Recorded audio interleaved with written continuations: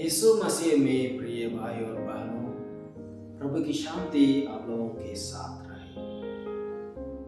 हम प्रत्येक व्यक्ति को ईश्वर के राज्य को प्राप्त करने के लिए या ईश्वर की इच्छा को पूरा करने के लिए कड़ी मेहनत करनी होती है। हम सामाजिक रूप से पंथ, रंग और जाति के आधार पर खुद को विभाजित करते हैं। जब पूजा आराधना की बात आती है तो हम विभिन्न प्रकार के नियमों और बाधाओं को देखते हैं। लोगों को शरीर और मन दोनों में अपनी दुर्बलताओं और बीमारियों से छुटकारा पाने की आवश्यकता है। हर कोई अपने बेहतर जीवन के लिए ईश्वर को खोजता है। आज के सुसमाचार में हम पढ़ते हैं कि एक ऐसा व्यक्ति है जो परमेश्वर को खोजता है। उसके पास बहुत दौलत है और वह चुंगी लेने वाला भी है, तब भी उसके मन में शांति नहीं है।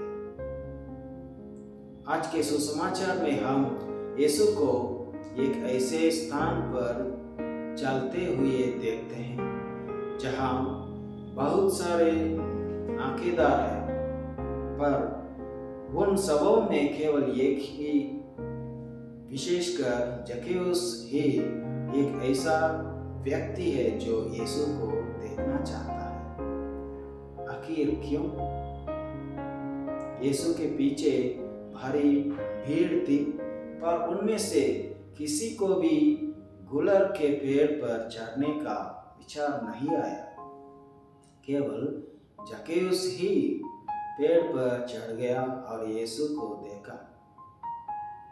ऐसे बहुत सारे पापी थे जो यीशु के पीछे चल रहे थे, फिर भी यीशु ने सबों को नहीं बल्कि केवल ये जक्कैयुस को ही नाम लेकर क्यों बुलाया?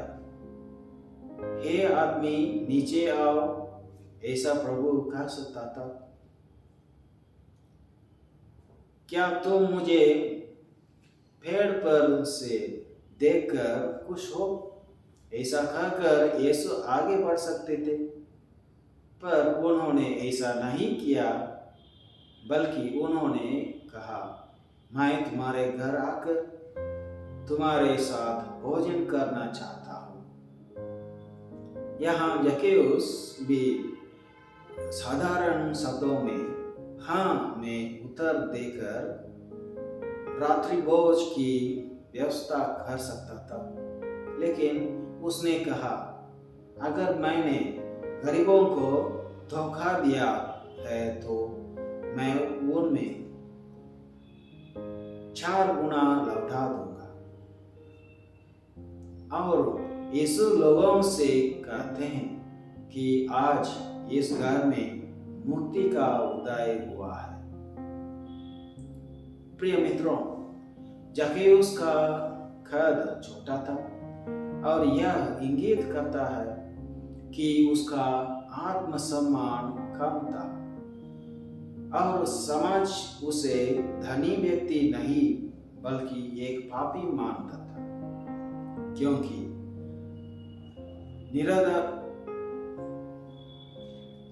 निर्धारित कर अदा न करने पर वह लोगों को सताता था। इस वजह से वह अपने शरीर और दिमाग से छोटा था। उसने शायद यीशु और उसके अद्भुत काम और पापों को क्षमा करने के अधिकार के बारे में सुना होगा, इसलिए उसने यीशु को देखने की योजना बनाई। अन्य लोगों की तरह वह भीड़ के साथ यीशु के पास जा सकता था, क्योंकि उसने महसूस किया कि वह यीशु के पास जाने की योग्य नहीं है। इसलिए उसने पेड़ का चयन किया। वह यीशु को देखना चाहता था, लेकिन वह नहीं चाहता था कि दूसरे की नजर उस पर पड़े। इसलिए पेड़ पर चढ़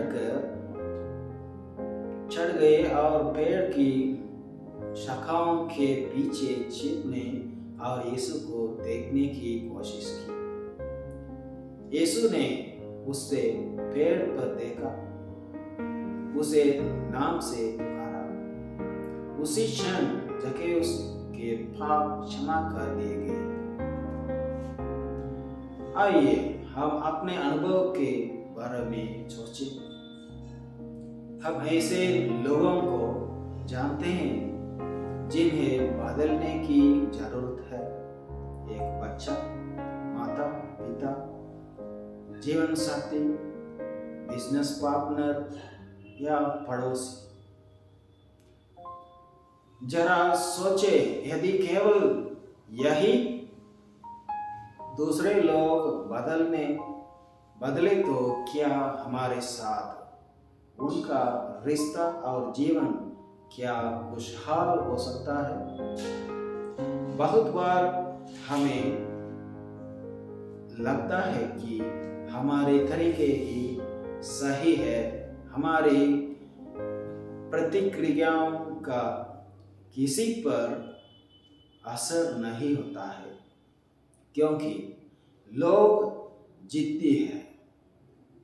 और इस तरह हमें आश्चर्य भी होता है कि क्या सचमुच में लोग बदलना चाहते हैं।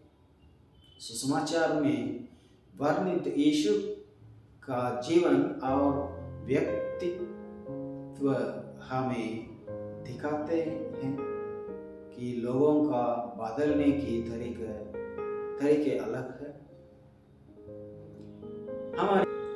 हमारी सोच और यीशु की सोच में बहुत भिन्नता है, काफी अलग है।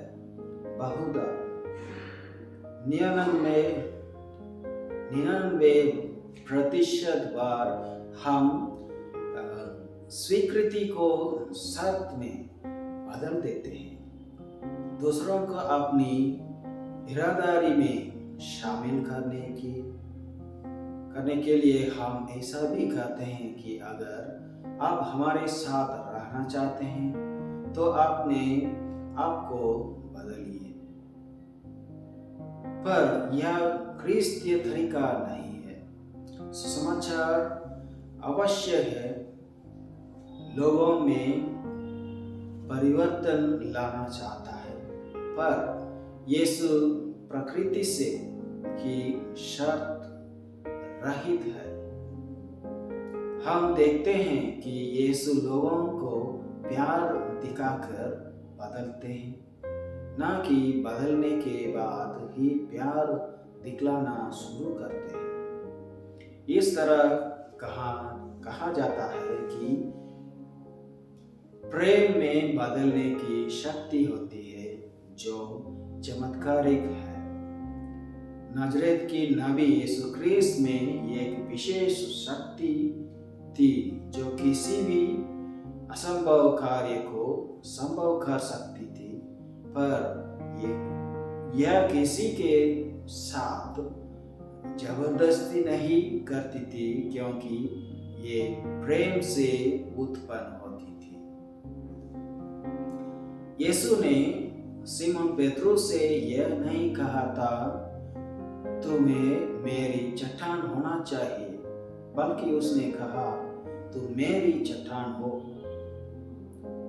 उसने एक अंधे से और रक्तस्राव से पीड़ित महिला से कहा था तेरे ही विश्वास ने तुझे चंगा किया।